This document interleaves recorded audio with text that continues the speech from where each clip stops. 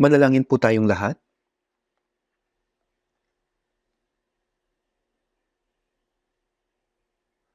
Mahabagin naming Diyos Ama na sa amin ay nagmamahal, sa katapusan ng panahon na itinakda ng Panginoon, tinawag mo po kami sa gitna ng mga tao, niligtas mo po kami, ibinikod kami bilang banal mula sa sanlibutan, at panahintulutan kaming mabuhay bilang mga karapat-dapat na mga anak ng Diyos sa nalalabi naming buhay. Salamat po sa iyong dakilang biyaya na nagpuprotekta at gumagabay sa amin sa pamamagitan ng iyong biyaya, salita at kapangyarihan ng Espiritu Santo. Sa oras na ito, kami na tinubos sa pamamagitan ng mahalagang dugo ng Panginoon ay nagpapasalamat sa iyo sa pagtitipon sa amin ng sama-sama sa iyong harapan, Panginoon. Nagpupuri kami sa iyo dahil sa iyong biyaya at nag-aaral kami ng iyong salita at nagkakaroon kami ng fellowship sa banal na kapulungan kasama ka po, Panginoon. Naniniwala po kami na kasama ka po namin, Panginoon, maging sa oras na ito. Kaya pakiusap, tignan mo po ang bawat isa sa amin, masawakan mo po kami sa pamamagitan ng mahabagin mong mga kamay, at gabayan mo po kami sa pamamagitan ng iyong biyaya at salita, Panginoon, at ng kapangyarihan ng Espiritu Santo, upang mabuhay kami ng karapat-dapat na buhay bilang iyong mga anak sa nalalabi naming buhay. Pakiusap, samahan mo po ang mga churches sa aming bansa at ang maraming mga churches sa buong mundo, at ang lahat ng mga brothers at sisters na nag-iingat ng kanilang mga pananampalataya at nangangaral.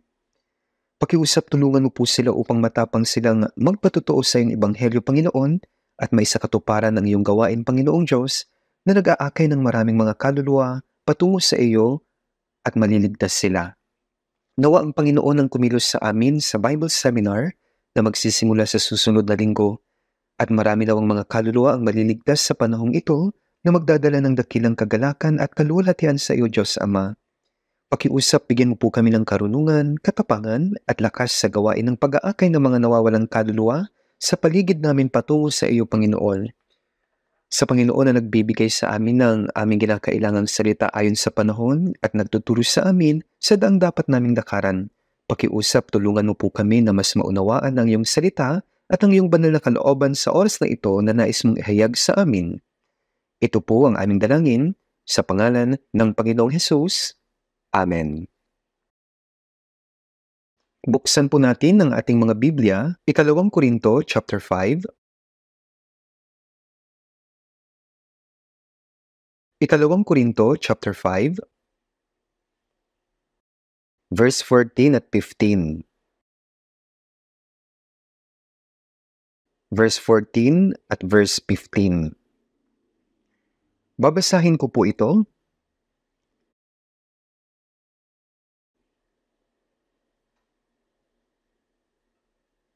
Ang pag-ibig ni Kristo ang humihimok sa amin, sapagkat kami ay lubos na naniniwala na ang isa ay namatay para sa lahat, kaya't ang lahat ay namatay. Siya'y namatay para sa lahat, upang ang mga nabubuhay ay huwag nang mabuhay pa para sa kanilang sarili, kundi para sa Kanya na alang-alang sa kanila ay namatay at muling nabuhay. Hanggang dito na lamang po.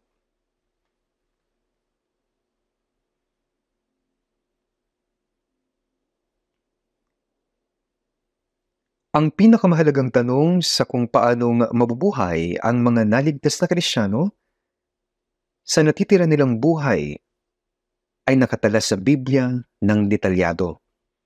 Ang mga ligtas, sila ang mga buhay, at ang mga hindi ligtas, sila ang mga patay ayon sa salita ng Diyos. Kaya ngayong araw, kaugnay ng nabanggit ko na dati, gusto ko pong sabihin sa inyo ang tungkol dito mula sa pamagat na ang buhay at ang patay. Kaya sa Efeso chapter 2 verse 1, kayo nooy mga patay sa inyong mga pagsalangsang at mga kasalanan. Ibig sabihin, sa oras ng kaligtasan, ang espiritu na patay dahil sa mga pagsalangsang at mga kasalanan ay nabuhay. Sinabi na noong araw na sinuway ni Adan ang salita ng Diyos at kinain niya ang bunga ng puno ng pagkakilala ng mabuti at masama, tiyak na mamamatay siya. Sa araw na iyon, namatay ang kanyang espiritu. Kahit na ang kanyang katawan ay nabuhay ng mahabang panahon at namatay siya sa matandang edad, ang espiritu niya ay agad na namatay sa araw na iyon ng Sinuway po niya ang salita ng Diyos. Ang kahulugan ng salitang patay ay naputol ang espiritual na komunikasyon sa Diyos. Kahit na gumagamit tayo ngayon ng kuryente upang umilaw ang mga bagay at gamitin ng iba't ibang kapaki-pakinabang na makina, kapag nawala ng kuryente, titigil ang mga ito sa pag-andar. Maaari niyong sabihin na patay ito. Kapag hindi ito nagana, patay ito. Nilalang ang tao ayon sa larawan ng Diyos upang ang espiritu ay magkaroon ng pag-ibig ng Diyos, buhay ng Diyos at pakikisama sa Diyos. Ngunit nung ang tao ay sumuway sa salita ng Diyos at nagtaksil sa salita ng Diyos, ang komunikasyon sa Diyos ay naputol. Sinasabi na ang espiritu ay patay. At lahat ng isinilang mula kay Adan ay makasalanan simula ng pagsilang at sila espiritual na patay. Kapag namatay ang espiritu, ang katawan ay namamatay din at ang lugar kung saan namamatay pareho ang espiritu at katawan magpakailanman ay tinatawag na ikalawang kamatayan. Ito po yung lawa ng apoy.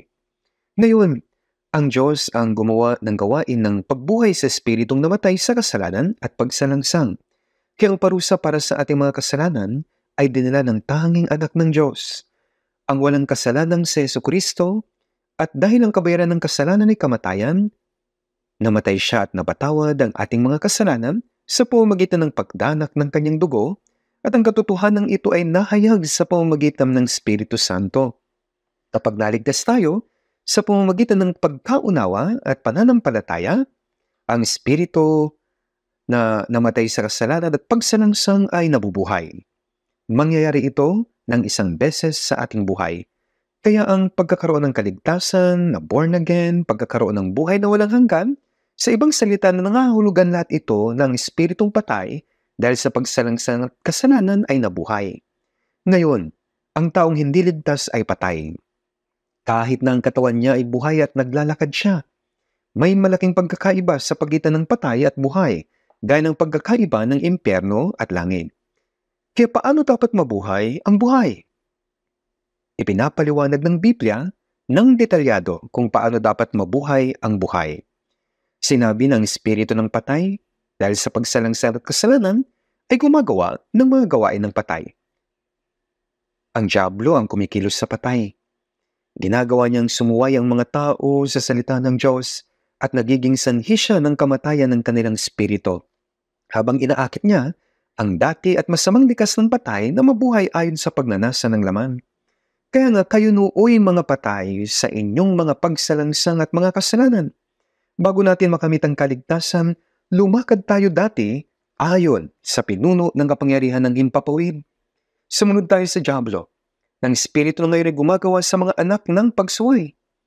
Sila ay mga hindi ligtas. Ang diablo na may kapangyarihan sa himpapawid ay patuloy na kumikilos sa mga puso ng mga hindi ligtas na tao.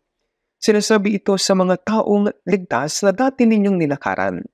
Dati, ayon sa lakad ng sanlibutan ito, ayon sa pinuno ng kapangyarihan ng himpapawid, ng espiritu na ngayon ay gumagawa sa mga anak ng pagsuway. Maging mga taong ligtas, paano tayo nabuhay bago tayo naligtas? Kaya sabi na dati ninyong nilakaran. Ayon sa pinuno ng kapangyarihan ng himpapawid, sa verse 3, tayong lahat ay dating nabuhay sa gitna ng mga ito sa mga pagnanasa ng laman. Kaya kumikilos ang diablo sa masamang laman at ginagawa tayong mabuhay ayon sa pagnanasa ng ating laman. Kaya tayo nooy katutubong mga anak ng kaputan, gaya naman ng mga iba. Sinabi na kapag ang patay ay patuloy na nabuhay sa ilalim ng kapangyarihan ni Satanas, mapupunta siya sa apoy na walang hanggan na inihanda sa diablo at sa kanyang mga anghel. Ngunit sinabi na ang ating mga espiritu na dating mga patay sa pagsalangsang at kasalanan ay binuhay na kasama ng Panginoon. Ang espiritu natin ay buhay na kasi nasabi ng Biblia ng detalyado ang tungkol sa kung paano dapat mabuhay ang buhay. Kaya binasa natin kanina, sabi, ang pag-ibig ni Kristo ang humihimok sa amin. Naligtas tayo dahil lamang sa pag-ibig ng Diyos. Ang Kristo ang siyang nahayag sa atin ng pag-ibig ng Diyos. Siya ang naghayag sa atin ng pag-ibig ng Diyos. Kinaligtas tayo dahil lamang sa pag-ibig ng Diyos. Kaya sa unang 1:4-9, Dito nahayag ang pag-ibig ng Diyos sa atin, sapagkat sinugo ng Diyos ang kanyang bugtong na anak sa sanlibutan upang tayo mabuhay sa pamamagitan niya. Ang perpektong pag-ibig ng Diyos ang nagsugo ng kanyang tanging anak sa mundo na walang kasalanan upang dalhin ang mga kasalanan ng buong mundo at upang mamatay siya bilang handog pang kasalanan, upang tayo mabuhay sa pamamagitan niya. Kaya ang Panginoon ay namatay at tinubos ang ating mga kasalanan magpakailanman, at sa pamamagitan ng pagwasak ng kapangyarihan ng kamatayan at muling pagkabuhay, niligtas niya ang ating mga espiritu na mga patay sa mga pagsalangsang at kasalanan. Kaya ngayon, ang pag-ibig ni Kristo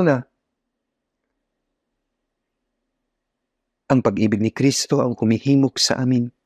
Ang mga ligtas, ang mga taong naunawaan ang pag-ibig ng Diyos. Kaya sa John 4:16, at ating nalaman at sinampalatayanan, 1 John 4:16, at ating nalaman at sinampalatayanan ang pag-ibig ng Diyos para sa atin, ang Diyos ay pag-ibig. Ang dakila at kamanghamanghang pag-ibig ng Diyos sa wikang Griego, ang pag-ibig ng Diyos ay tinatawag na agape. Agape love, ganap, at iba sa pag-ibig ng tao. Ito'y walang hanggang pag-ibig, banal na pag-ibig, ganap, walang kondisyong pag-ibig. Ito ang pag-ibig ng Diyos. Ang mga espiritu natin ay naligtas dahil sa pag-ibig na iyon. Kaya ang pahayag na ang pag-ibig ni Kristo ang himuhimok sa amin, ibig sabihin, naunawaan at natanggap natin ang pag-ibig ng Diyos para sa ating kaligtasan. At ang nagtanim ng pag-ibig ng Diyos sa ating mga puso ay ang Diyos mismo, ang Espiritu Santo. Kaya sa Roma 5:5, at hindi tayo binibigo ng pag-asa, sapagkat ang pag-ibig ng Diyos ay ibinuhos sa ating mga puso sa pamamagitan ng Espiritu Santo na binigay sa atin.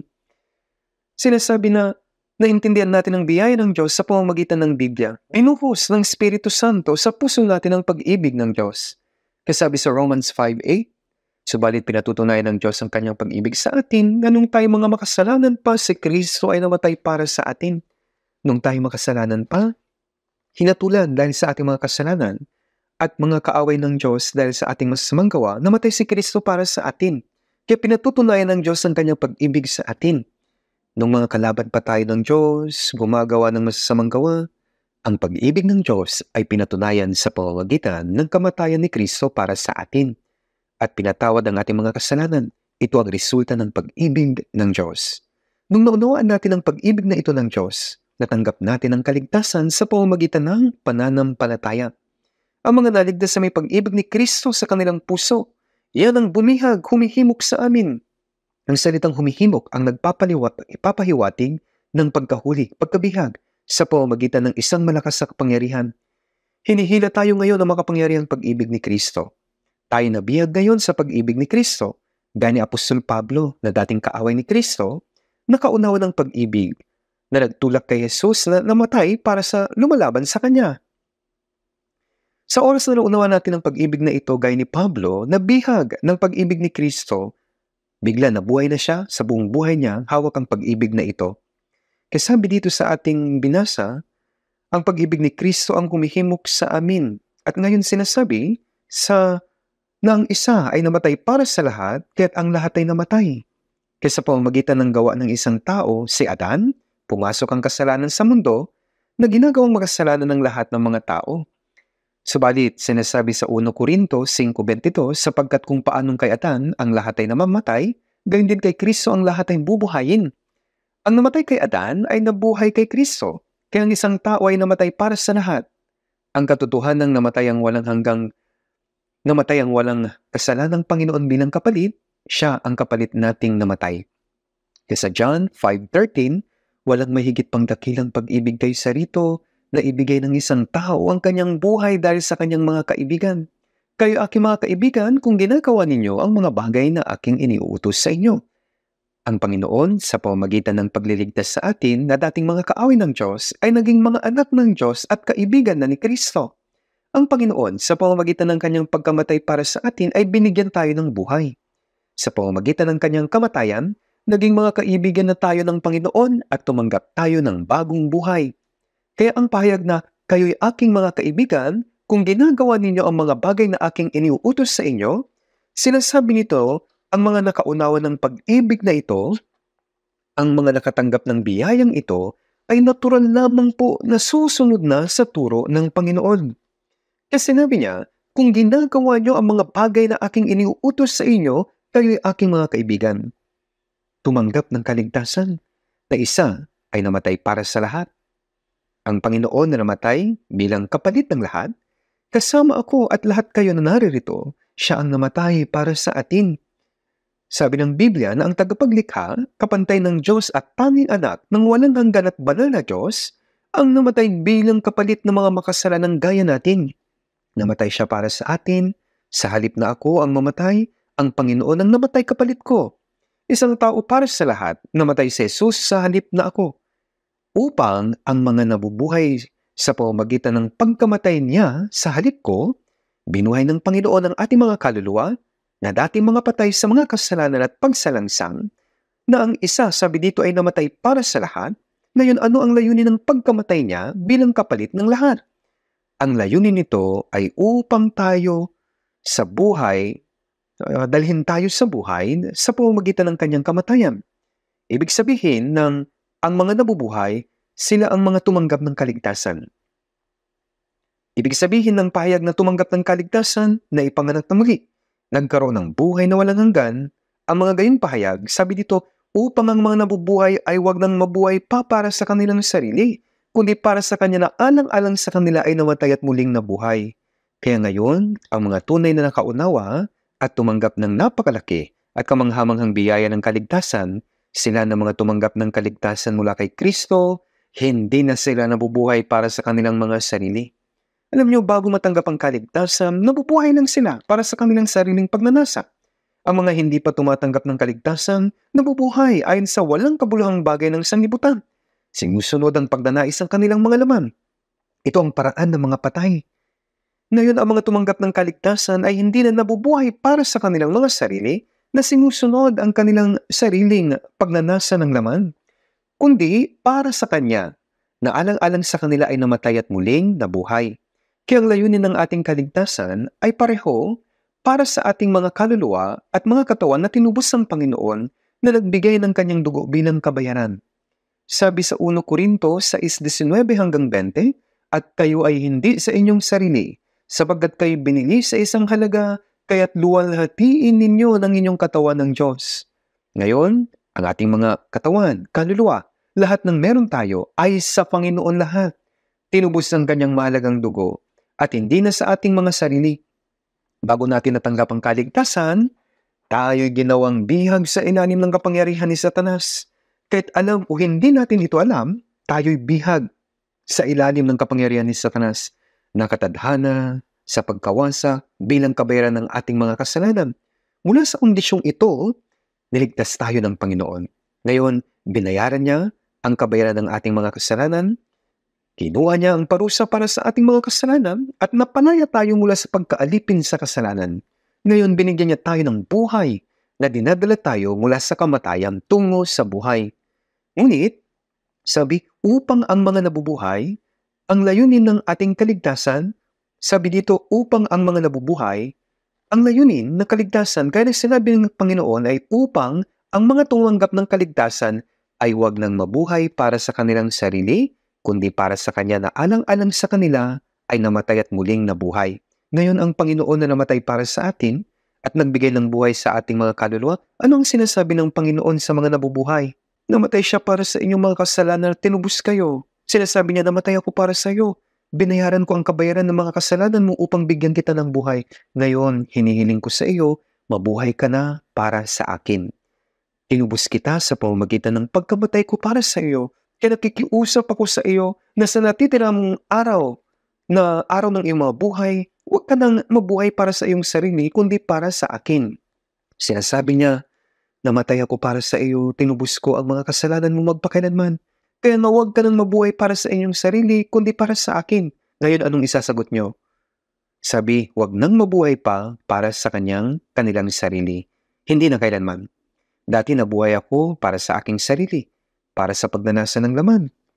Kaya dapat mabuhay na para sa Diyos sa mga tumanggap ng kaligtasan. Tignan natin sa Roma chapter 14.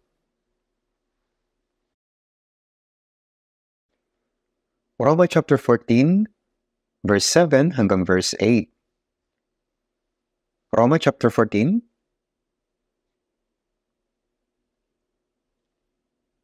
Roma chapter 14 verse 7 at verse 8. Basahin po natin ng sabay-sabay. Walang sino man sa atin nang nabubuhay sa kanyang sarili at walang sino mang namamatay sa kanyang sarili. Kung nabubuhay tayo, sa Panginoon tayo nabubuhay, o kung namamatay tayo, sa Panginoon tayo ay namamatay. Kaya't mabuhay man tayo o mamatay, tayo'y sa Panginoon. Sabi, walang sino man sa atin. Tintukoy po rito ang salitang atin, tayo, mga tinubos na Kristyano. Ngayon, tayo na mga tumanggap ng buhay na walang hanggan na magkakasama, tayo pagmamay-ari na nag-iisang Diyos bilang ating Ama. Kabilang tayo sa isang pamilya, brothers at sisters na may parehong layunin sa buhay, at nabubuhay tayo na may walang hanggang pag-asa. Sabi, atin, mga anak na maaaring tumawag sa Diyos bilang ating Ama. Mga Kristyanong na ipanganak na muli. Sabi, walang sino man sa atin ang nabubuhay sa kanyang sarili at walang sino mang namamatay sa kanyang sarili. Walang sino man sa atin ang nabubuhay sa kanyang sarili at walang sino mang namamatay sa kanyang sarili. Anong palagay niyo rito? Ang reaksyon niyo ba sa pahayag na ito ay isang amen? Ibig sabihin totoo. Oo, totoo ito. Ibig sabihin ng amen ay totoo ito. Kaya hayaang maging gayon nga ito. Ganito ba nabubuhay kayo sa inyong buhay? Walang sino man sa atin ang nabubuhay sa kanyang sarili at walang sino mang namamatay sa kanyang sarili. Kung nabubuhay tayo sa Panginoon tayo nabubuhay o kung namamatay tayo sa Panginoon tayo namamatay. Kahit mamatay man tayo o mabuhay tayo sa Panginoon.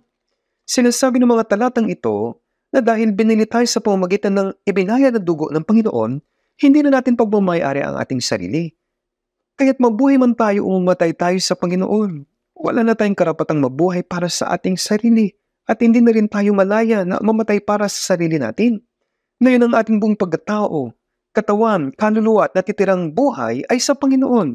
Dahil ang Panginoon ang nagpabanal sa atin sa mundo sa pamamagitan ng kanyang mahalagang dugo. Sa ating lahat, walang sino mang nagmamay-ari ng anuman, lahat ay sa Panginoon. Kaya nga, walang sino man sa atin ang nabubuhay sa kanyang sarili at walang sino mang namamatay sa kanyang sarili. Kaya't mabuhay man tayo o mamatay, tayo sa Panginoon. Ang katotohanan ito ay hindi lamang sa salita, kundi isang katotohanan nito sa ating puso at buhay.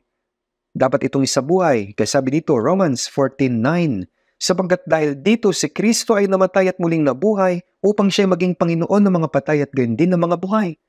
Dahil sa layuning ito, ang Panginoon ay namatay at muling nabuhay. Ang dahilan kung bakit namatay at muling nabuhay ang Panginoon para sa atin ay upang ang mga taong naligtas ay hindi na mabuhay para sa kanilang sarili, kundi para sa Panginoon na namatay at muling nabuhay para sa atin. Ito ngayon ang layunin ng ating kaligtasan.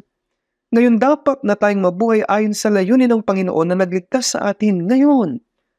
Ngayon, ang kaligtasan ay sa pamamagitan ng biyaya ng Diyos. Naligtas tayo dahil sa kanyang dakilang biyaya at hindi na tayo makakapamuhay ayon pa sa sarili nating kalooban. Kasabi ay huwag nang mabuhay pa para sa kanilang sarili. Dapat akong mabuhay para sa Panginoon na namatay at nabuhay para sa mga makasalanang gaya ko. Tatanungin tayo ng Panginoon, namatay ako para sa iyo, binuhos ko ang aking dugo upang patawarin ang iyong mga kasalanan magpakailanman. Iniligtas ko ang iyong kaluluwa. Anong ginagawa mo para sa akin? Sa John 21:15, ang muling nabuhay na si Jesus ay nagpakita sa kanyang mga alagad. Nagtanong siya. Sinabi ni Jesus kay Simon Pedro, Simon, anak ni Juan, minamahal mo ba ako? Nanggigit kayo sa mga ito? 3 beses nagtanong si Jesus. At sumagot si Pedro sa kanya ng 3 beses. Ang sagot sinabi niya sa kanya, Opo Panginoon, nalalaman mo na minamahal kita. Tiniyak ni Pedro na hindi niya ipagkakaila ang Panginoon kahit na mamatay siya. Gayunpaman, nung dakpin na ang Panginoong Hesus, sinundan siya ni Pedro sa malayo at may isang taong nagsabi na siya ay alagad ni Jesus. Sabi niya, hindi ko kilala si Jesus. Tinanggi niya ito, 3 ulit siyang sumumpa at nagsalita ng masama. Talagang naduwag siya. Bakit? Natakot siyang mamatay sa oras na iyon. Ang dahilan ay bagaman sumusunod siya sa Panginoon sa loob ng 3.5 taon at nakinig sa kanyang mga salita, hindi pa niya lubos noon na nauunawaan ang biyaya ng Panginoon. Hindi sila naniwala na ang Panginoon ay mamamatay at muling mabubuhay At kapag naging hari ang Panginoon, lahat ng mga alagad ay susunod sa kanya. Kaya tumakas sila. Ipinagbili ng isa si Jesus sa halagang 30 pirasong pila at ang iba'y tumakas. Kung hindi nabuhay muli ang Panginoong Hesus, walang sino man ang mananampalataya sa kanya. Si Jesus na muling nabuhay ay nagpakita ngayon sa mga alagad at tinipon silang muli.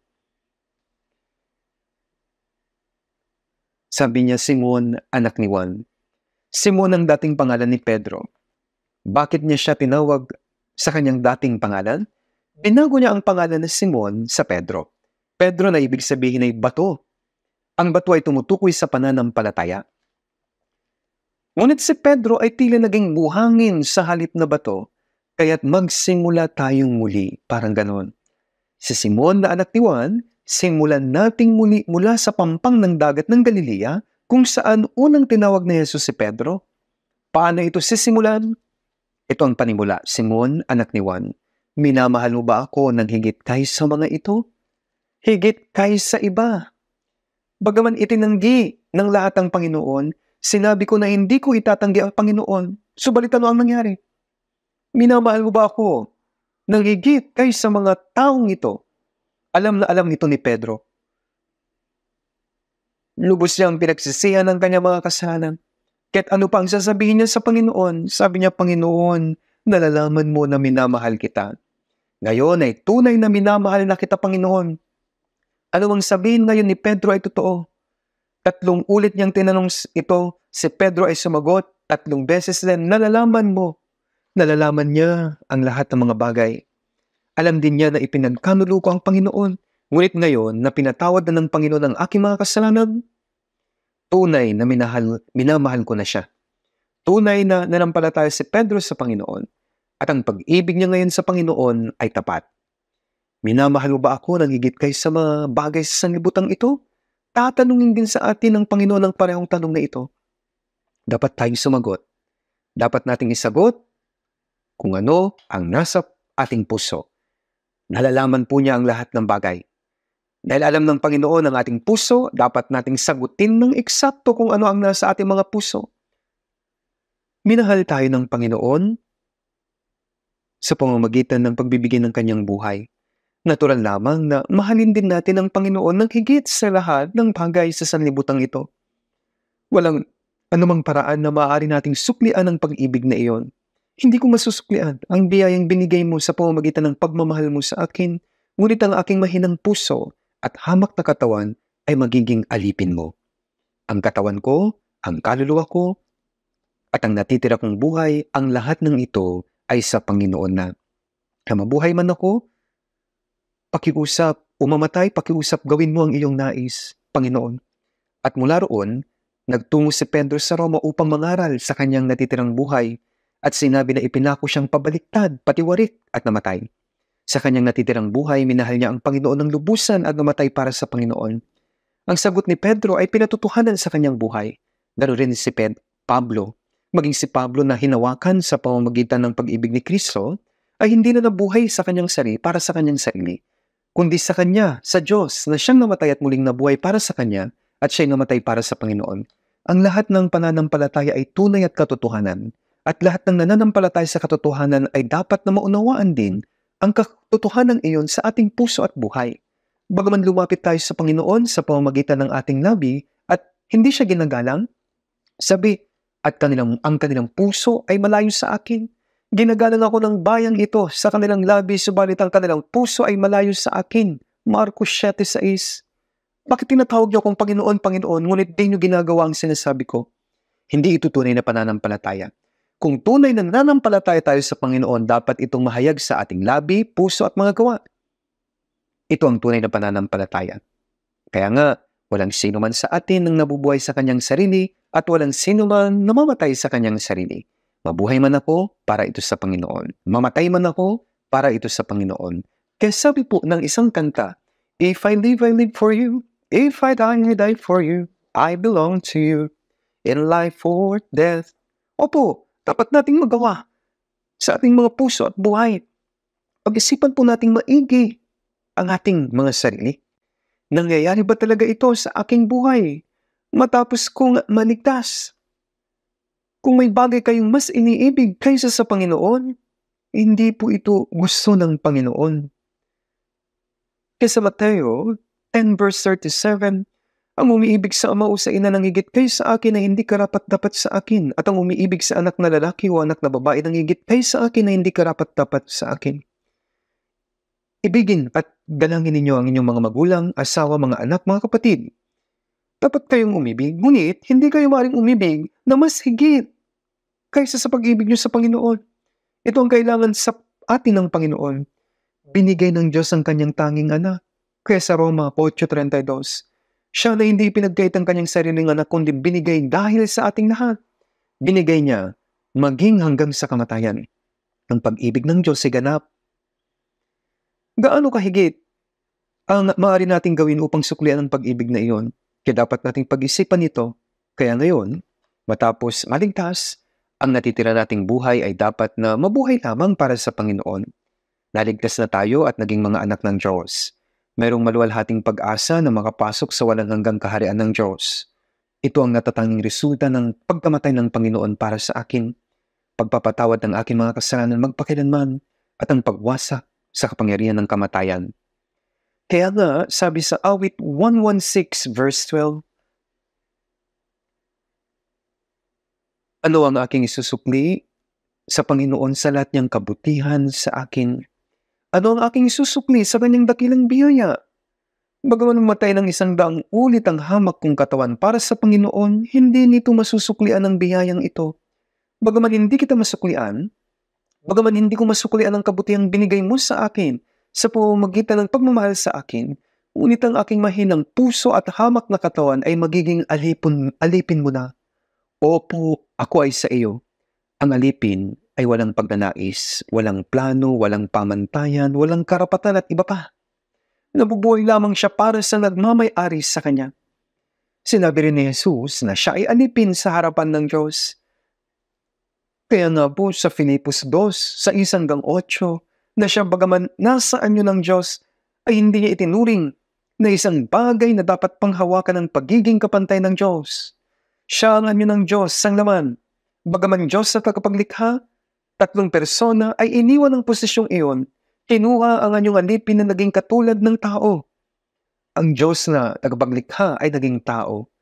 Sa simula, si Jesus ay hindi tao. Siya mismo ang Diyos. Subalit iniwan niya ang posisyon ng Diyos. At sabi kundi hinubaran niya ang kanyang sarili at kinuha ang anyong alipin. Ang pagiging alipin ay nangangahulugang lubos na pagsunod. Sa Filipos 2:8, at palibas ay natagpuan sa anyo ng tao, siya ay nagpakababa sa kanyang sarili at naging masunurin hanggang sa kamatayan, maging sa kamatayan man sa krus. Sumunod siya hanggang sa kamatayan. Ang pagsunod, ito po ay pagsunod na may malugod na puso. At ang pagpapasako pa yung pagsunod, bagaman hindi mo nais sa sumunod. Sumunod siya hanggang sa kamatayan. Ano pa o paano ang dapat pa niyang gawin? Ginawa niya ito para sa atin. Ngunit ano ang ginagawa natin? Kung magawa ka lamang sa tuwing nais mo, kung hindi ka gumaga sa tuwing hindi mo nais, hindi ito tunay na pagsunod. Maging tayo ay dapat na sumunod hanggang sa kamatayan. Ganito tayo nabuhay o mabuhay para sa Panginoon. Ang Panginoon na ngayon ang Panginoon ng buhay natin. Ngayon mula sa araw na ito, hindi na ako ang Panginoon ng aking sarili. Hindi na ako ang Panginoon ng aking buhay. Ang aking Panginoon ay ang Panginoon. Kaya tinatawag natin, Jesus, siya ang Panginoon. Ang Panginoon ng pananampalataya at Panginoon ng kaligtasan. Kasi sa Hebrews 12:2, pagmasdan natin sa Jesus na siyang nagtatag at nagpasakdal ng ating pananampalataya. Ang Panginoon, siya ang Panginoon ng aking buhay. Ngayon ang aking plano, pagnanais, lahat ng ito ay namatay kasama ng Panginoong Jesus. Kaya sa Galatia 2:20, ako'y ipinakong kasama ni Kristo. Ang maipako ay nangangahulugan ang pagnanais ko, plano, pagpapasya, karapatan, lahat ng bagay na ito namatay kasama ng Panginoon. Tapos na ito. Hindi na ako nabubuhay kundi si Kristo ang nabubuhay sa akin. Ang Panginoon na nasa akin ay ang Panginoon ng aking buhay. Ganap na po ito.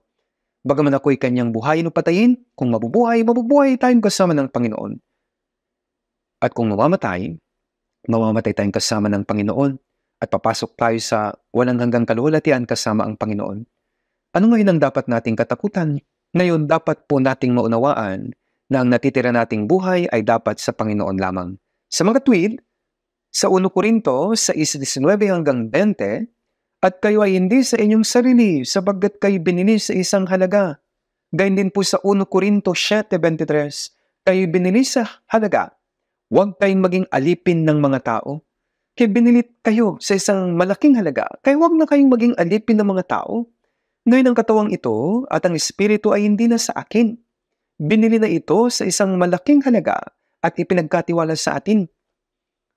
Kaya sa 1 Korinto 6:19, hindi ba ninyo nalalaman na ang inyong katawan ay templo ng Espiritu Santo na nasa inyo, na tinanggap ninyo mula sa Diyos? Bago natin makamit ang kaligtasan, inisip natin, natanggap ko ang katawang ito mula sa aking mga magulang. Isininong tayo ng ating mga magulang, tama naman ito, ngunit sa pamamagitan ng anong kapangyarihan nila tayo nagawang ganito? Sa awit 139:13, sapagkat hinubog mo ang aking mga nasa loob na bahagi, at sa bahay na bata ng aking ina ako yung hinabi. Sa verse 14, ako'y magpapasalamat sa iyo sapagkat ang pagkagawa sa akin ay kakilakilabot at kamangha-mangha.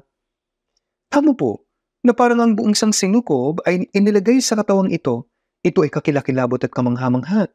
Nilikha tayo ng Diyos, nilikha niya ang katawan ko, nilagay ang aking spirito, at siyang nagtubos sa aking spirito ay ang Diyos. Ngayon tinanggap mo ang katawang iyan mula sa Diyos. Hindi ito natanggap mula sa mga magulang, sa mga nagkamit ng kaligtasan, maging ang kanilang pisikal na katawan ay mula sa Diyos. Binigay niya ito, binayaran ito ng Panginoon sa pamamagitan ng kanyang dugo. Ang Espiritu Santo ay nananahan na sa atin at ang Ama, ang Anak, at ang Espiritu Santo, ang tatlong persona ng Diyos ang namumuno sa isang katawang ito. Kaya hindi natin maaaring abusuhin ng ating buhay. Ang aking katawan, espiritu, oras na binibigay sa akin, kabataan, ang lahat ng bagay, walang bagay na sa akin. Anong sa akin? Wala. Lahat ng bagay na mayroon ako ay pag-aari ng Diyos. Kaya nga, kayo ay hindi sa inyong sarili sapagkat kayo binili sa isang halaga. Huwag kayong maging alipin ng mga tao, o maging alipin ng laman, o maging alipin ng sinuman. Ngayon ang Panginoon ng aking buhay ay tanging ang Panginoon. Mabuhay man ako, ito ay para sa Panginoon. Ang bagay na ito ay dapat na maging malinaw.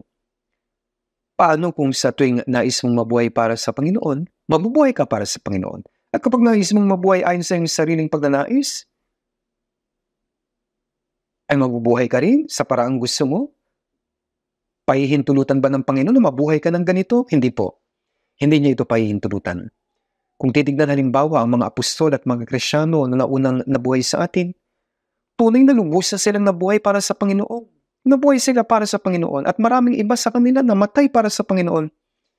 Hindi ito isang bagay na kakaiba. Natural lamang ito na takbo ng buhay.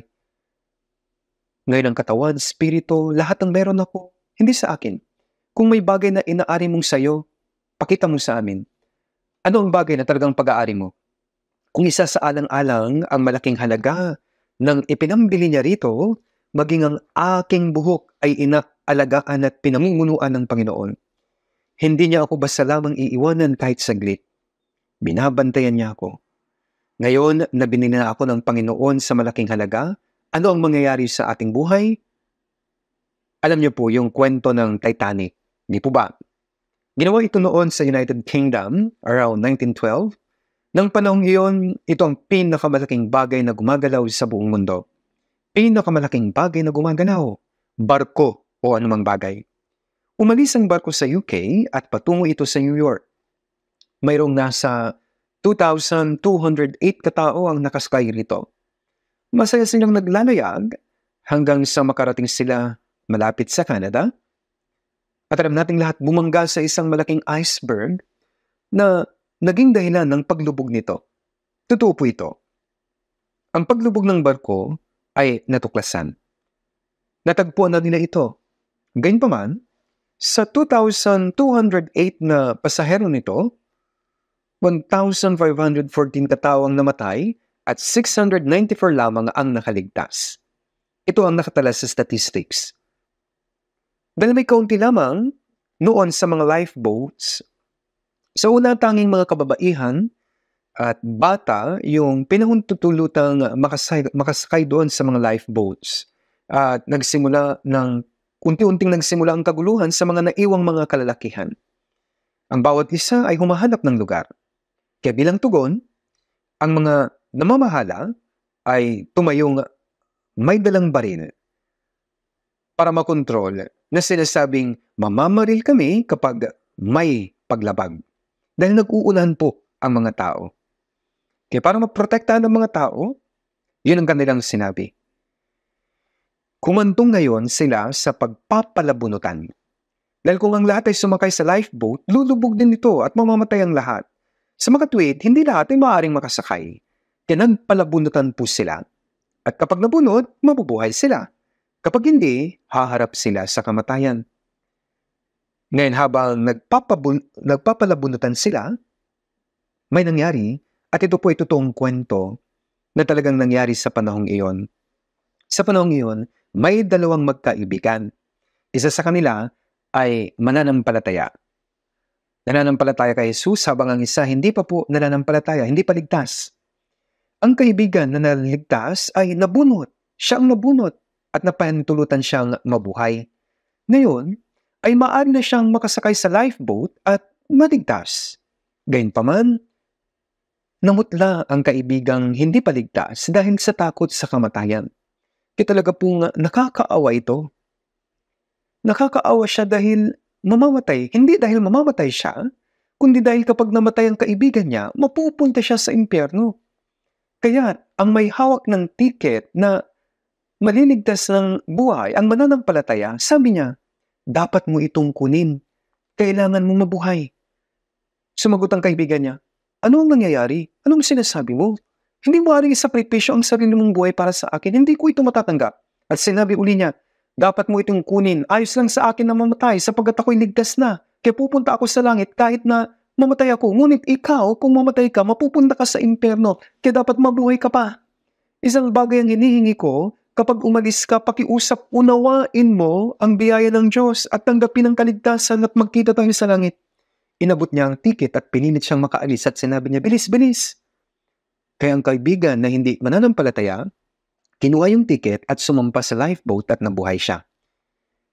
Iyon ang huling hiling ng kanyang kaibigan na namatay sa halip na siya. Dati ang tingin niya sa imbitasyon ng kaibigan niya na makinig sa salita ng Diyos ay biro lang. Ngunit ngayon dumalo na siya sa church at maaari may nakilala siyang ligtas at nakinig siya ng ebanghelyo at talaga pong natanggap niya ang kaligtasan at di kalaunan naging evangelist. At nung naging mangangaral na siya, sinabi niya, ladies and gentlemen, dalawang tao ang namatay para sa akin. Ang isa ay ang tanging anak ng Diyos, Jesucristo, na namatay para sa aking spirito. At ang isa ay ang kaibigan ko na namatay sa halip na ako para maligtas ang katawan ko. Dalawang tao ang namatay para sa akin. Nakamamanghang kwento, di po ba? Para sa atin hindi man dalawa, pero may isang namatay para sa atin. May namatay para sa espiritu ko sa halip na ako. Ang kaibigang ito, hindi lamang niya natanggap ang kaligtasan gaya ng huling hiling ng kanyang kaibigan na namatay para mabuhay siya, kundi naging mangangaral din siya ng ebanghelyo at sa pamamagitan nito, masusuklian niya ang biyayang natanggap niya. Kinatural lamang na ipamuhay natin ang natitirang buhay natin para sa Panginoon na hindi lamang namatay para sa atin, kundi nabuhay ding muli. Kaya nga sa awit 118:17, hindi ako mamamatay, kundi mabubuhay at ang mga gawa ng Panginoon ay isa-salaysay. Bakit tayo mga ligtas na tao ay hindi dapat mamatay, kundi mabuhay pa? Bakit kailangan tayo na magtagal pa upang masunod ang mga mundong pagnanais? Para po ba ito doon? Nabubuhay ba kayo dahil hindi pa kayo namamatay? Nabubuhay pa para sa makamundong pagnanais? Hindi. Hindi na po. Sa katunayan, para sa isang ligtas, kapag nabubuhay tayo ayon sa kalooban ng Panginoon at pagkatapos ay namatay, papasok tayo sa ganoong kaluwalhatian. Gaano man kaganda ang mga bagay sa lupa, hindi ito maihahambing sa kaluwalhatian ng langit. Kaya ang dahilan kung bakit ang ligtas na tao ay hindi pa namamatay at patuloy na nabubuhay ay upang mamuhay siya ayon sa kalooban ng Panginoon Gaya ng sabi sa awit 66:16, kayo'y magsiparito at inyong dinggin, kayong lahat na natatakot sa Diyos, at ipahayag ko kung ano ang kanyang ginawa para sa aking kaluluwa. Maraming bagay ang ginagawa ng Diyos, ngunit ang pinakadakilang at pinakamamangang bagay na ginawa ng Diyos ay ang ibigay niya ang kanyang tanging anak upang mamatay sa krus para sa kasalanan ng sanlibutan, at sa pamamagitan ng kanyang dugo napatawad ang kasalanan natin magpakailanman, at sa pamamagitan ng kanyang muling pagkabuhay, mabubuhay ang mga kaluluwang gayon noon ay patay dahil sa pagsalansan at kasalanan, upang gawin silang mga anak ng Diyos at upang gawin silang mga tao para sa kaharian ng langit magpakailanman. Kaya hindi ako mamamatay, kundi mabubuhay, at ang mga gawa ng Panginoon ay isasalaysay. Bakit tayo mga naligtas ay buhay pa at di pa namamatay? Nabubuhay ba tayo dahil hindi pa tayo namamatay? Nabubuhay ba tayo para masunod ang makamundong pagnanais? Sagutin niyo po ako ng tapat. Ang dahilan kung bakit nabubuhay ako at hindi namamatay ay nakasulat sa Biblia, upang ipahayag kung ano ang kanyang ginawa para sa aking kaluluwa. Awit 66:16, ipahayag ko kung ano ang kanyang ginawa para sa aking kaluluwa. Alam natin kung ano ang ginawa ng Diyos sa ating kaluluwa. Nabubuhay tayo para sa Diyos sa pamamagitan ng pagbabahagi niya at pagliligtas ng ibang kaluluwa. Ano ang ibig sabihin ng mabubuhay tayo para sa Diyos? Kalooban ng Diyos na hindi na tayo mamuhay ulit ayon sa ating kagustuhan, kundi ayon sa kung ano ang nais ng Diyos na gawin natin, ay iyon. Iyon ay ang ibahagi yung tinupad ni Kristo, ni Jesus sa krus, upang mas marami pang kaluluwa ang maligtas. Ito ngayon ang nais ng Diyos. Hindi ako mamamatay, kundi mabubuhay, at ang mga gawa ng Panginoon ay sasalaysay. Ito ang gawain ng Diyos para sa aking kaluluwa.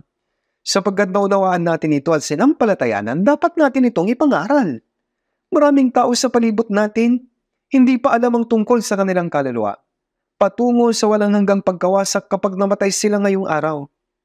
Ganang taong ibinuwis ang kanyang buhay para sa kanyang kaibigan na mamamatay sana noong papalubog ang Titanic, hindi dahil naawa siya sa kanya, kundi alang-alang sa kanyang kaluluwa, dapat handa tayong mamatay din upang maligtas pa ang ibang mga kaluluwa.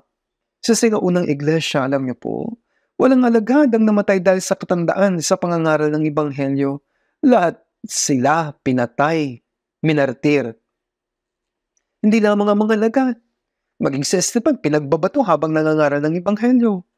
At hindi natin alam kung ilan pa sa mga manggagawa ng Panginoon at mga Kristiyano ang nagsakripisyo ng kanilang sarili hanggang sa kamatayan habang dinadala sa atin ang Ebanghelyo.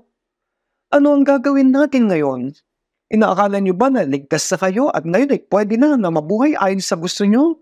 O so kung anong nakikita niyong nababagay at kapag dumating ang panahon, pwede na kayong pumunta sa Panginoon? Sa Hebrews 2 verse 3, paano nga tayo makakatakas kung ating pababayaan ang ganito kadakilang kaligtasan? Maging ang mga ligtas na hindi nila alam kung gaano kadakila ang kaligtasan. At sapagkat hindi nila alam kung gaano ito kadakila at kaganda, pinababayaan nila ito. Tayo mga ligtas, alam niyo po, dapat alam natin to. Alam na natin kung gaano kadakila at kaganda ang ating kaligtasan, kung gaano kadakila at kahalaga ang ating kaligtasan. Anong din dapat pahalagahan ng kaligtasan ng ibang kaluluwa? Ang taong iyon sa lumubog na Titanic, labis na naawa sa kanyang kaibigang mapupunta sana sa impyerno, kaya pinili niyang mamatay sa halip na siya. Ang sino mang nangangaral ng Ebanghelyo ay magkakaroon din ng ganung uri ng puso. Kung nalalaman mo na ang kaluluwa mo ay mahalaga, ngunit hindi mo naunawaan ang kaligtasan ng ibang kaluluwa ay dakila at mahalaga, kapag gayon pababayaan mo ang kaligtasan ng taong iyon at hindi ka magiging interesado sa pangangaral ng Ebanghelyo. At sasabihin mo lang, dapat kang maligtas. Dapat kang pumunta sa langit. Ayaw kong pumunta ka sa impyerno. At kapag hindi ito umubra, susuko ka na. Hindi nyo dapat gawin ito. Dapat kayong mag-evangelize hanggang maunawaan niya ang Ebanghelyo at dapat mo siyang ipanalangin. Maari kung ang iyong kapamilya o mga kaibigan na hindi ligtas ay napunta sa impyerno, sasabihin nila, hinayaan mo napunta kami sa impyerno at ikaw sa langit? Pagkatapos ay sasabot ka, bakit? Pinabayaan ba kita? Nangaral naman ako sa iyo. Sinabi ko sa iyo na dapat kang maligtas, na mapupunta ka sa impyerno kung hindi ka maliligtas. At sasabihin niya, kung mas naging masigasig ka lang sana, na may pagluha, naunawaan ko sana, pero hindi mo ginawa. Hindi ba sila magdadamdam sa'yo? Gaano tayo kasigasig mag-evangelize? Maging sa mga kapamilya natin, sinasabi natin na parang wala lang. Sabi lang natin, dapat kang maligtas. At isipin mo, kung ang kaluluwang yun ay mapupunta sa impyerno kapag namatay siya ngayong araw, hindi ba magpakailanman, impyerno na siya? At hindi ba sila magdadamdam sa'yo? Ang ginagawa natin upang masuklian na ang ginawa ng Diyos ay ito, hindi ako mamamatay, kundi mabubuhay. At ang mga gawa ng Panginoon ay sasalaysay. Kung ano ang nagawa ng Panginoon, para sa aking kaluluwa, namatay din siya para sa kanila at dapat ko itong ipangaral sa kanila. Kaya nga sa Gawa 20:24, sabi ni Pablo, hindi ko tinuturing ang aking buhay na mahalaga sa aking sarili, upang maganap ko lamang ang aking katungkulan at ang ministeryong tinanggap ko sa Panginoong Yesus na magpatuto sa magandang balita ng biyaya ng Diyos. Si Apostol Pablo ay nabigyan ng Diyos ng dakilang gawain. Ang tapusin ng gawain ng pangangaral ng Ebanghelyo ng biyaya ng Panginoon na namatay sa krus, nagdanak ng kanyang mahalagang dugo para sa kapatawaran ng mga kasalanan magpakailanman. Kailan siya matatapos? Iyon ay kapag namatay na siya. Ngunit hindi ko tinuturing ang aking buhay na mahalaga sa aking sarili, sabi niya. Sa 2 Corinthians, alang-alang sa pangangaral ng Ebanghelyo, si Pablo naging hubad, nagutom, hindi makatulog, hindi kumain, gininaw, pinalo, maraming beses. Nabilanggo ng maraming beses, muntik mamatay, binato ng maraming beses. At iniwanan nila. Sa pag-aakalang patay na siya, ngunit nabuhay siyang muli, ipinangaral niya ang Ebanghelyo. Si Pablo ay may maalab na pagnanais na magtungo sa Roma at mangaral noong ang panahon, sabi nila, all roads lead to Rome. Dinala siya bilang-bilanggo sa Roma. Nung sinubukan siyang patay ng mga Hudyo, si Apostol Pablo, parehong Hudyo at Romano, ay nagsalita, dudulog ako kay Cesar. Kung dudulog siya kay Cesar, kailangan niya magtungo sa Roma at umarap sa paglilitis. Kaya 2 taon po siyang nasa house arrest, nangaral siya ng Ebanghelyo, kalaunan pinugutan ng ulo. Sa huling bahagi ng Gawa 28, sinabi na si Pablo ay nangaral ng 2 taon at wala na tayong narinig tungkol sa kanya, namatay na siya. Kasi sa 2 Timothy 4:6, sabi niya, tungkol sa akin, ako'y ibinuhos na tulad ng inuming handog at ang panahon ng aking pagpanaw ay dumating na. Ang inuming handog ay ang alay na dugo sa lupa. Tungkol sa akin, ako'y ibinubuhos na tulad sa inuming handog at ang panahon ng aking pagpanaw ay dumating na. Talagang ibinuhos po siya. Ibig sabihin ng araw ay paparating na kung saan makakatagpo na niya ang Panginoon na hinihintay niya dahil mamamatay na siya. Kaya sabi niya, nakipaglaban ako ng mabuting pakikipaglaban, natapos ko ang aking takbuhin, iningatan ko ang aking pananampalataya. Kaya mula ngayon ay nakalanas sa akin ang putong ng katwiran na ibibigay sa akin ng Panginoon na tapat na hukom sa araw na iyon.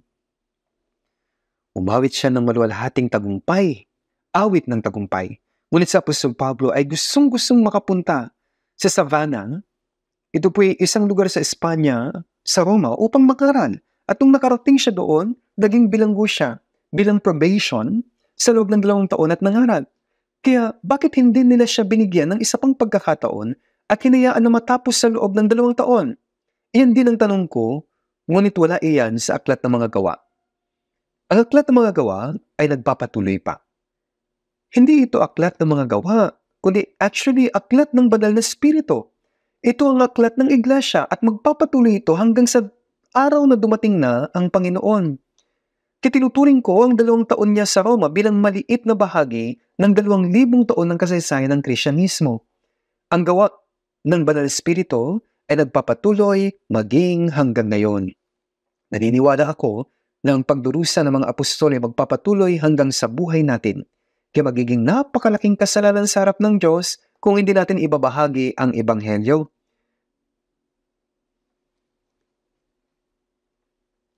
Kaya sabi sa Santiago 4:17, kitang sino mang nakakaalam ng paggawa ng mabuti ngunit hindi ito ginagawa, ito ay kasalanan sa kanya. Mabuti ang paggawa ng kalooban ng Diyos. Sa Santiago 4:15-16, kung lulubin ng Panginoon, kami ay mabubuhay at gagawin namin ito o iyon.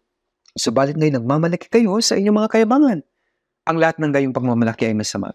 Kung lulubin ng Panginoon, kami ay mabubuhay. Kung lulubin ng Panginoon, kami ay mamamatay. Kung lulubin ng Panginoon, kami ay gagawa nito at iyon. Kung hindi lulubin ng Panginoon, hindi kami gagawa. Kung lulubin ng Panginoon, gagawin namin iyon. Ang lahat ng gayon ay pagmamalaki, sabi gayon ay pagmamalaki ay masama. Ang anumang hindi nababagay sa kalooban ng Diyos, ibig sabihin masama. Ang sino mang nakakaalam ng paggawa ng mabuti. Anong higit na katwirang meron kaysa sa pangangaral ng Ebanghelyo at sa pagliligtas sa mga kaluluwa? Alam natin ang pagbibigay ng pagkain sa mga nagugutom ay mabubuting gawa.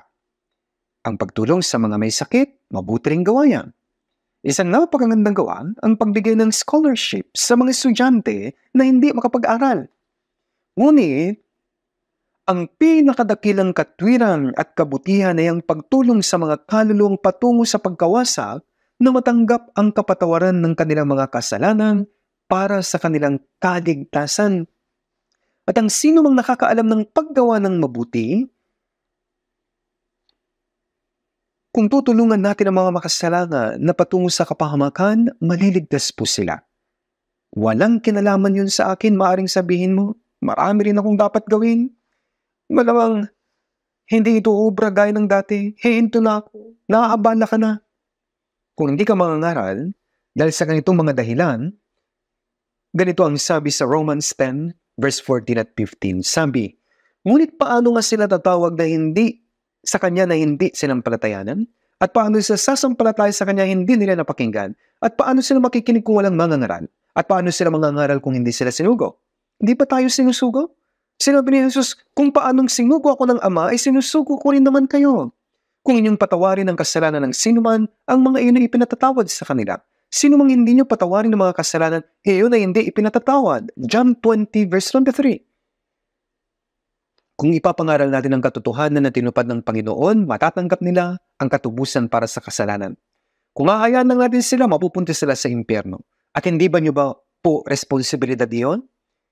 Sabi, paano sila mangangaral kung hindi sila sinugo? Dapat nating ipangaral ang nalalaman natin. Namatay ang Panginoon sa krus at pinatawad ang ating mga kasalanan magpakailanman. Kaya paano makikinig kung walang mangangaral? Paano sila sasampalataya sa Kanya na hindi nila napakinggan? Kung ang mga ligtas ay hindi nag-i-evangelize, kung ang bibig, wala po talagang maliligtas.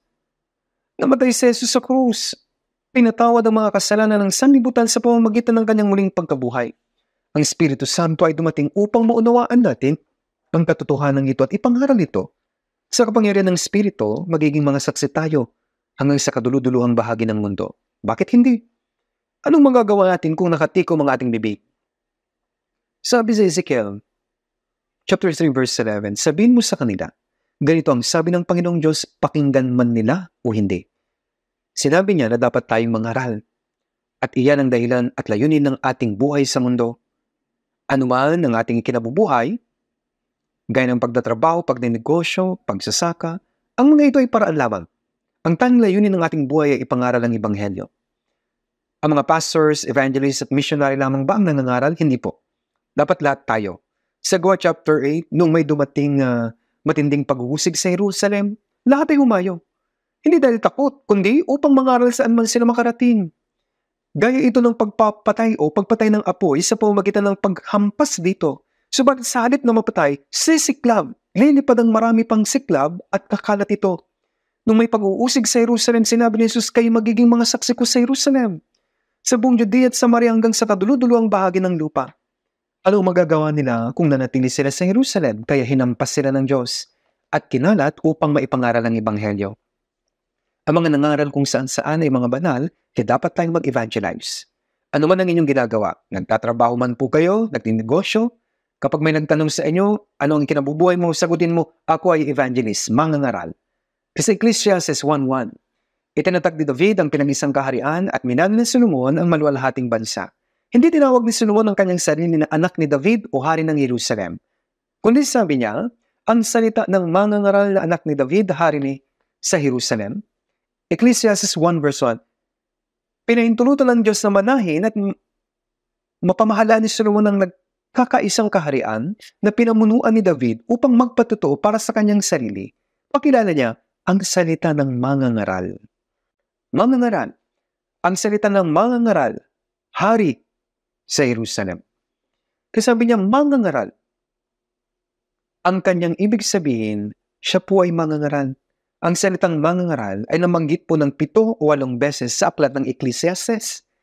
Sabi niya sa Ecclesiastes 1 verse 2, walang kabuluhan ng mga walang kabuluhan, walang kabuluhan ng mga walang kabuluhan, lahat ay walang kabuluhan. Ito po ay nabanggit 37 times sa Book of Ecclesiastes. Iyong naranasan at nasiyahan ka sa lahat ng bagay. Kumusta po ito? Sabi niya, ang lahat ay walang kabuluhan. Ang lahat ng ito ay baliwala. Baliwala ang lahat ng mga bagay-bagay. Ang lahat ay walang kabuluhan. Sa Ecclesiastes 2:25, sapagkat sinong makakakain o sinong makapagtataglay ng kagalakan na hiwalay sa kanya. Ngunit mayroon isang bagay na mas mabuti kaysa rito. Ecclesiastes 2:24, walang mabuti sa tao kundi ang kumain at uminom at magpakaligaya sa kanyang pinagpaguran.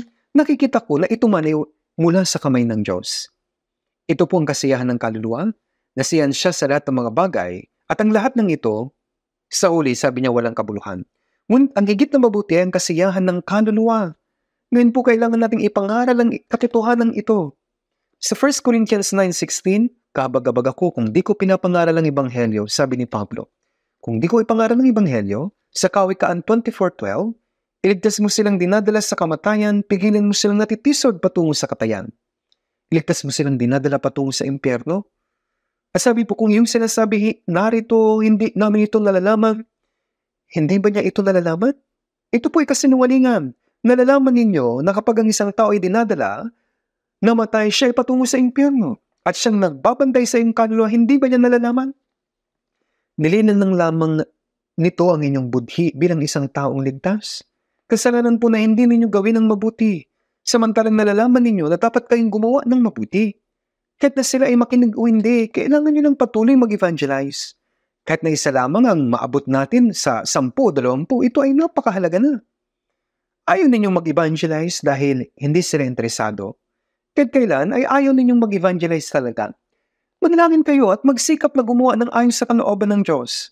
Sa Colossians 4:11, may mga pangalang nabanggit at tinutukoy, sabi, sila nagpatuloy. Sabi niya, ang mga ito, Colossians 4:11, ang mga ito lamang sa aking mga kamanggagawa sa kaharian ng Diyos. Kaya kamanggagawa sa kaharian ng Diyos. Gaano po kabanal ang pahayag na ito? Kamanggagawa sa mundong ito para sa kaharian ng Diyos. Kamanggagawa sa laman para sa mga banal na gawain. Mga manggagawa, nabubuhay sa panahon para sa walang hanggan. Mga kamanggagawa, nabubuhay sa mundong ito na maglalaho para sa walang hanggan na kahit kailan ay hindi maglalaho. Sino po bang nakakaalam nito? Kahit ang isang tao ay nasa pinakamataas na otoridad, ay hindi makakayang magligtas ng isang kaluluwa sa pamamagitan ng otoridad na iyon. Maging ang mga scientists na pagpapalipad ng rockets patungo sa buwan, sa Mars, ngunit hindi nila kayang mailipat ang isang kaluluwa patungo sa langit. Makakaya ba ng pinakamayamang tao sa mundo na makabili ng isang kaluluwa gamit ang kanyang salapi? Hindi po. Hindi niya kaya. Ngunit magagawa po natin. Ngunit ang problema ay hindi natin ito ginagawa. Binigyan po tayo ng Diyos ng kamanghamanghang pribilehyo. Ang pangangaral ng Ebanghelyo ay ang ating tiyak na tungkulin, ang layunin ng mga Kristyano, at isang pribilehyo po ito.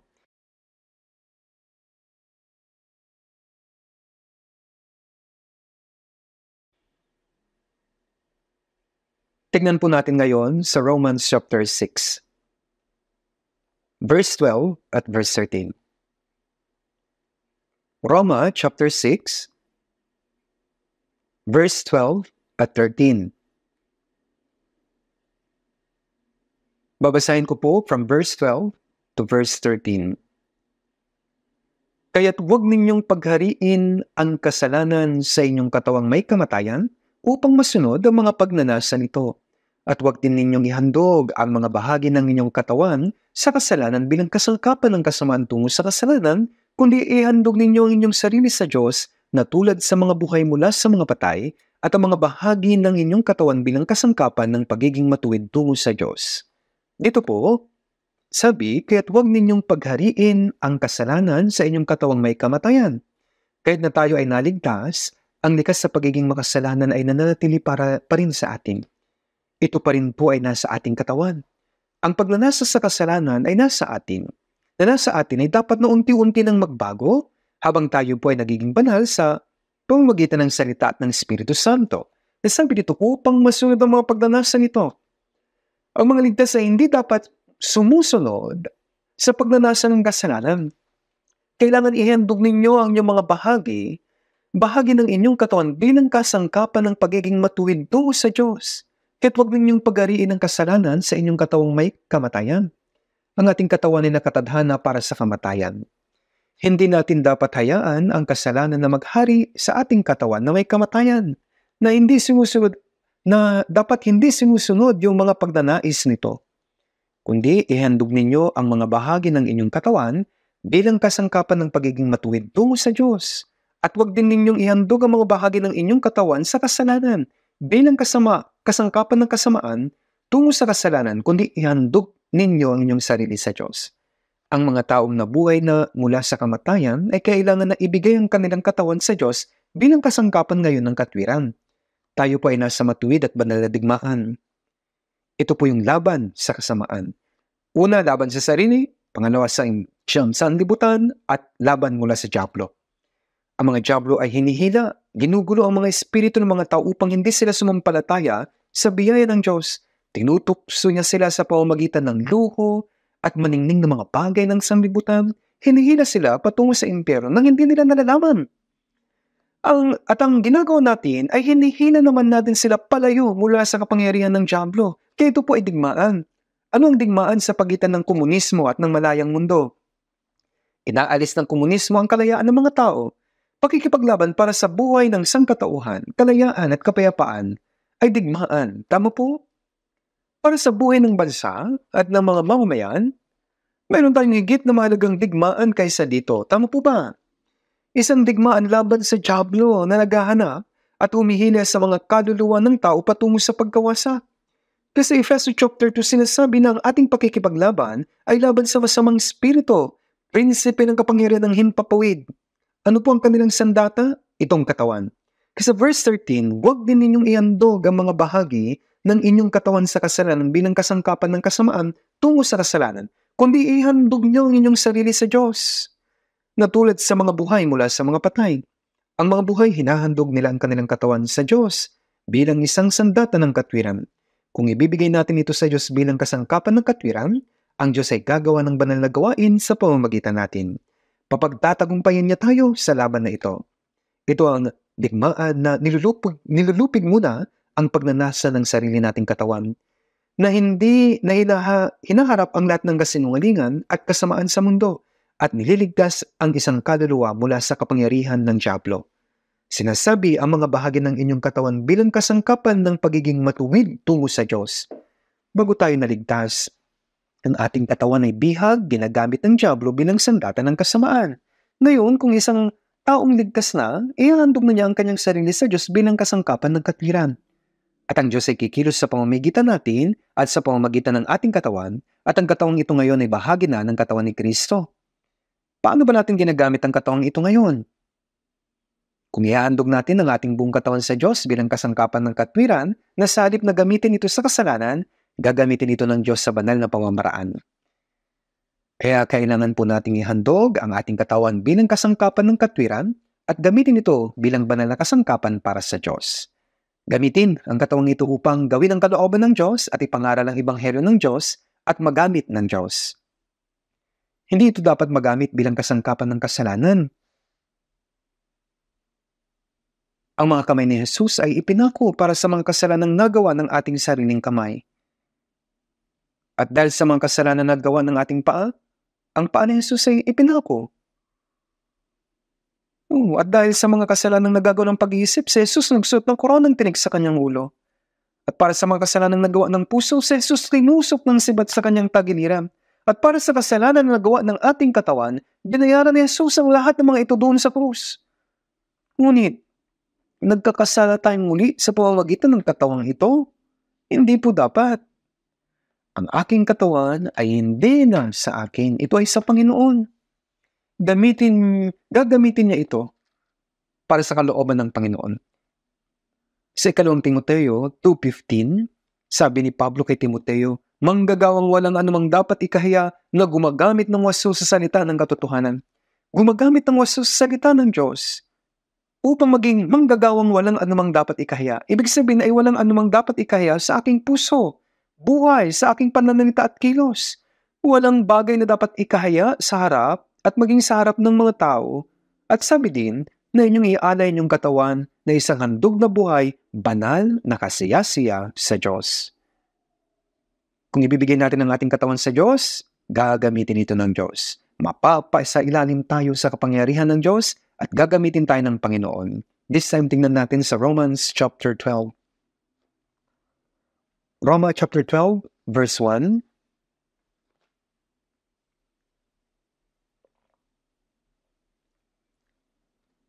Verse 1 at verse 2. Roma chapter 12, verse 1 and 2. Basahin po natin sabay-sabay. Kaya nga mga kapatid, isinasama ko sa inyo alang-alang sa mga kahabagan ng Diyos na inyong ialay ang inyong mga katawan na isang handog na buhay, banal na kasiyasiya sa Diyos na sa ninyong makapatwirang paglilingkod. Huwag ninyong tularan ng sanlibutan ito, kundi magbago kayo sa pamamagitan ng pagbabago ng inyong pag-iisip upang mapatunayan ninyo kung alin ang mabuti, kasiyasiya at lubos na kalooban ng Diyos. Sabi po ni Pablo rito, mga kapatid, ito ang sinabi niya sa mga ligtas, mga banal. Kaya nga mga kapatid, sinasama ko sa inyo alang-alang sa kahabagan ng Diyos. Ibig sabihin na to na kung tinanggap nila ang habag ng Diyos, makinig sila sa Kanya. Sinasabi niya ito sa kanila na may sincero at taimtim na pag-ibig. Sabi niya, alang-alang sa kahabagan ng Diyos. Ibig sabihin ng salitang kahabagan, ito po yung pag-ibig na may awa. Tinanggap natin lahat ang habag ng Diyos, kaya ngayon ay dapat makinig na tayo sa Kanya. Kaya nga mga kapatid, isinasama ko sa inyo alang-alang sa makahabagan ng Diyos na inyong ialay ang inyong katawan na isang handog na buhay, banal na kasiyasiya sa Diyos na siya ninyong makatwirang paglilingkod. Kaya ang aking kaluluwa at katawan ay binili ng dugo ng Panginoon, kaya dapat na ihandog ko ang katawang ito bilang isang handog na buhay sa Diyos. Sabi, binili na ang katawan at kaluluwa sa pamamagitan ng dugo ng Panginoon, kaya naman hindi na sila sa akin. At sabi, ihandog na ang katawan. Ngunit hindi ito tumutukoy sa ating katawan, kundi tumutukoy sa ating kaluluwa. Katawan lahat, personalidad, ang ating buong buhay ang ibig sabihin.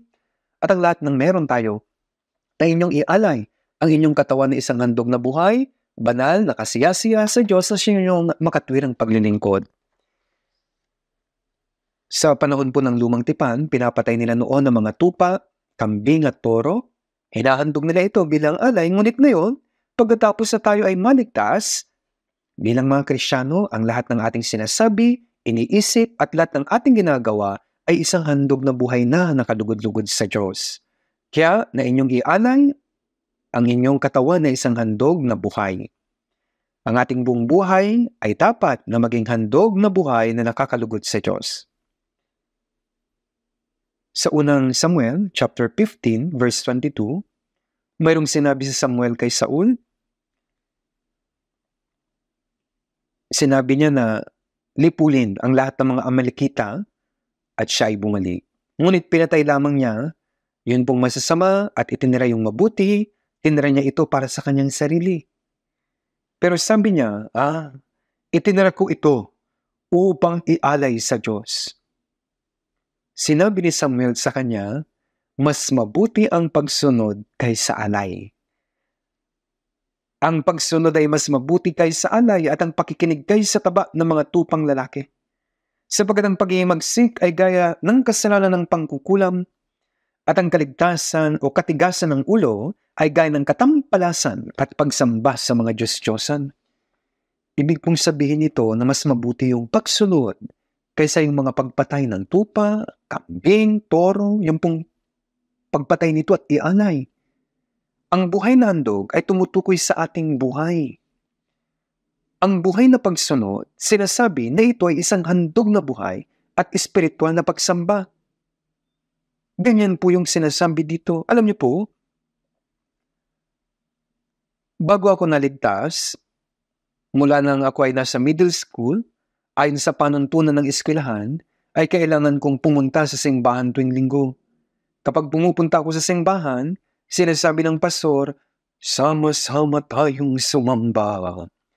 Ang mga sumasamba ay dapat na sumamba sa espiritu at katotohanan. Pagkatapos sa tuwing linggo, sila ay naliligo at nagsusot ng maayos at malilinis na damit. At ngayon ay pagpapagpagan nila ang kanilang mga Biblia at himbo at pagkatapos magpagpag at ihipan, pupunta sila sa church at magalang nilang sasabihin, Panginoon, tanggapin mo po ang aking handog na buhay. Ito ba ay handog na buhay? Ito po ay panluloko sa Diyos. Buhay na handog ba ang mabuhay ayon sa sarili nilang pagnanais buong linggo pagkatapos magtitipon tuwing araw ng linggo upang taimtim na makasamba? Iniisip ba nila na ang Diyos ay gana isang Diyos-Diyosa? Wala silang pakialam sa Diyos. Ang buhay na handog ay isang buhay na handog. Nasa bahay man, sa trabaho, sa church, ang lahat ng sinasabi natin at ginagawa natin, buong buhay natin, kapag tayo nabubuhay ayon sa kalooban ng Diyos, iyon ang espiritual na pagsamba. Sabi nga, ang Diyos ay espiritu, at ang sumasamba sa Kanya ay kailangan sumamba sa espiritu at katotohanan, 1:4:24. Ang Diyos ay walang laman. Kung ang Diyos ay laman, marahil ay masisiyahan siya.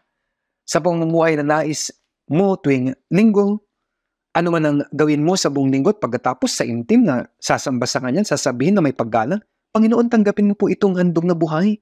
Panluloko po yan sa Diyos. Ginagawa nilang katatawanan ng Diyos. Tinuturing na Diyos-Diyosan. Alam niyo po, tinitignan ng Diyos ang ating buhay. Ang ating buong buhay ay dapat na maging handog na buhay, kasiya-siya sa Diyos. 2 Corinthians 5:9, sabi ni Pablo, kahit maging nasa tahanan o malayo sa tahanan, ang aming mithin ay ang bigyan siya ng kasiyahan. Kaya bawat buhay na kasiya-siya sa Diyos ay isang handog na buhay at espiritual na pagsamba. Ito ay ang lahat ng ginagawa mo sa buhay, trabaho, pakikisama sa ibang tao, sa church. Lahat ay dapat maging kalugod-lugod sa Diyos, buhay at kasiya-siya sa Diyos. Kaya sabi po dito na inyong ialay ang inyong mga katawan na isang handog na buhay, banal na kasiya-siya sa Diyos. Ano ang nakakalugod sa Diyos? Sabi na huwag ninyong tularan ng sanlibutan ito. Huwag tayong maging gaya ng masama, mapangalon niya at mapagimagsik na lahing ito. Kundi magbago kayo sa pamamagitan ng pagbabago ng inyong pag-iisip. Kaya kailangan nating magbago sa pamamagitan ng pagbabago ng ating pag-iisip. Ngayon, paano ito mangyayari? Binabago ng Panginoon ang ating puso araw-araw sa pamamagitan ng Kanyang salita at ng banal na spirito. Hinugasan niya ang lahat ng ating mga kasalanan sa pamamagitan ng mahalagang dugo ng Panginoon at niligtas niya tayo minsan magpakailanman. Ngunit ang pagbabago ng ating puso at buhay ay dapat magpatuloy. Kaya sa pamamagitan ng pagbabasa ng Biblia, pakikinig ng salita tuwing linggo, pagkakabisado ng Biblia, pagsasagawa nito sa ating puso at buhay, ay unti-unting nababago ang ating puso at buhay.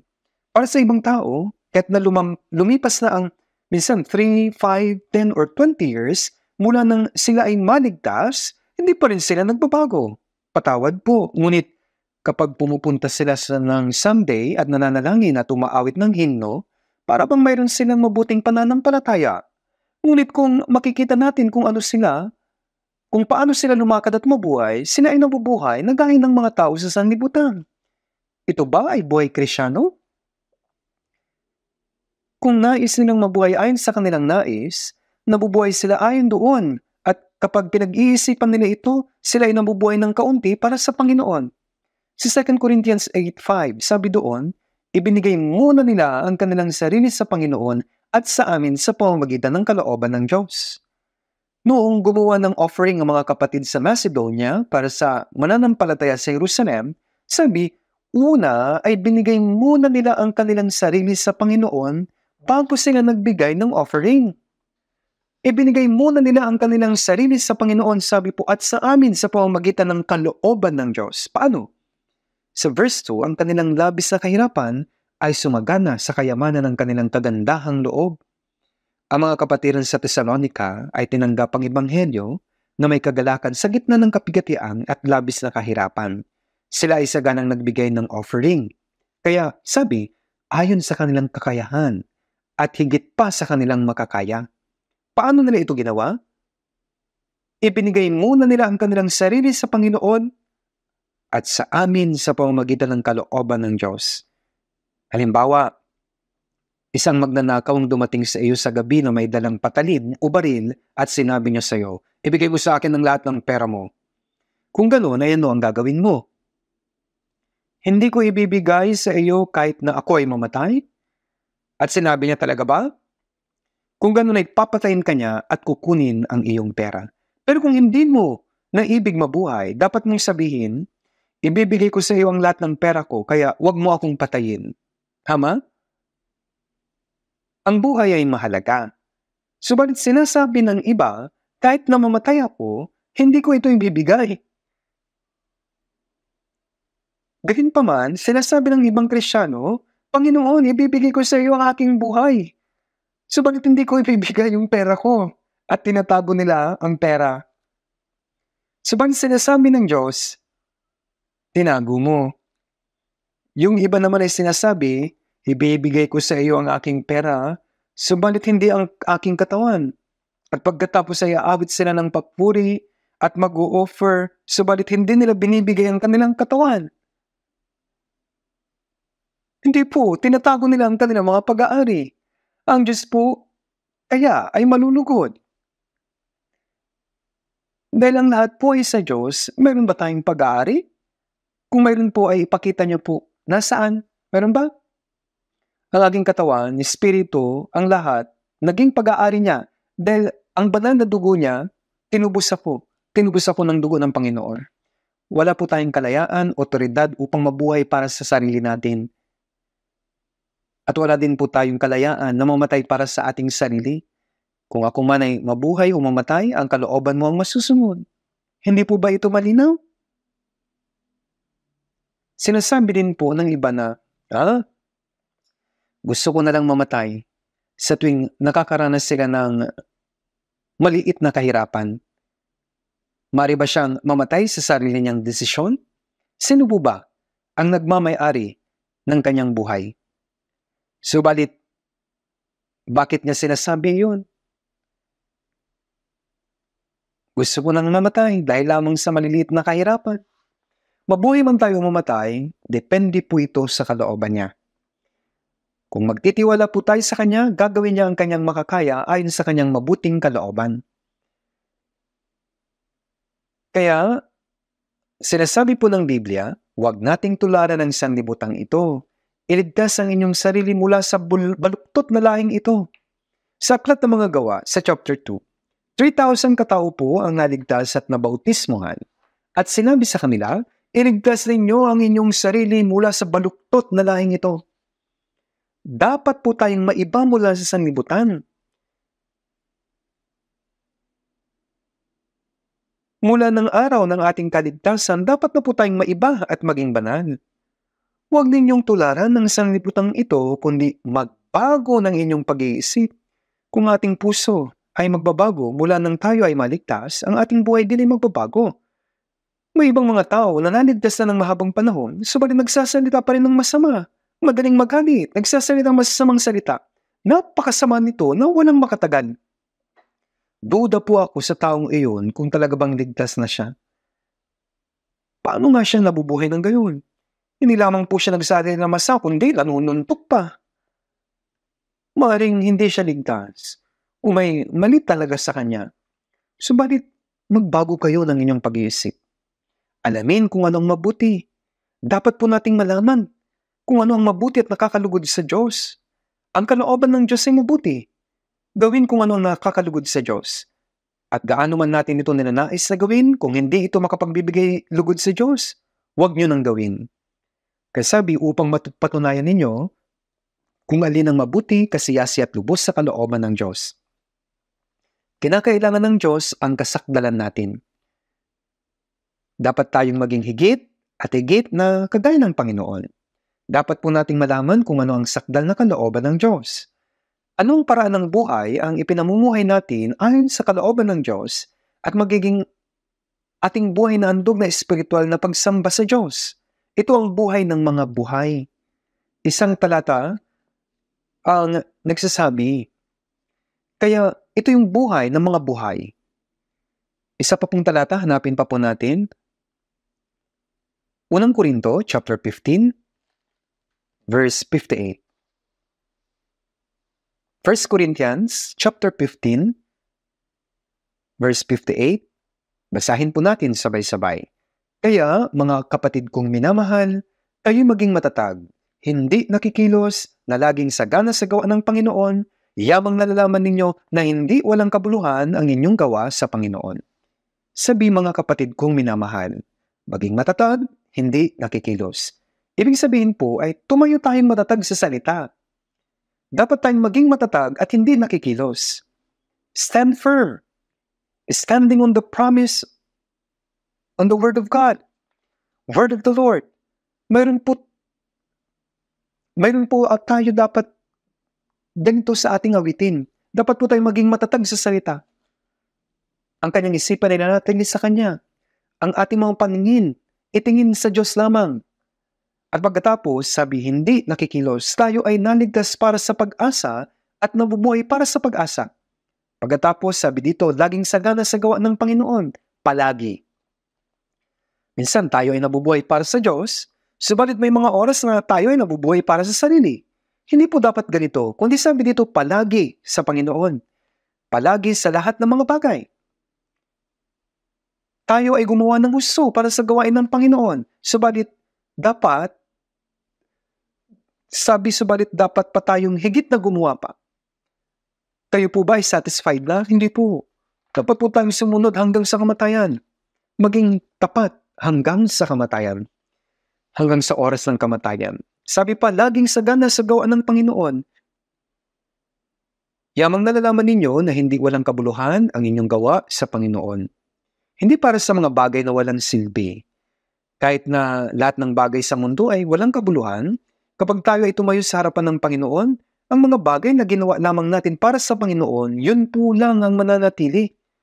Kasi sabi sa 2 Corinthians 5:9-10, kahit maging nasa tahanan o malayo sa tahanan, ang aming mithiin ay bigyan siya ng kasiyahan, sapagkat tayong lahat ay kailangang humarap sa hukuman ni Kristo upang bawat isa ay tumanggap ng kabayaran sa mga bagay na ginawa niya sa pamamagitan ng katawan maging mabuti o masama.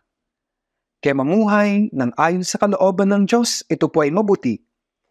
At ang mabigong buhay ayon sa kalooban ng Diyos ay masama. Mabuhay ng ayon sa Espiritu ay mabuti. Ang mabuhay ayon sa laman ay masama.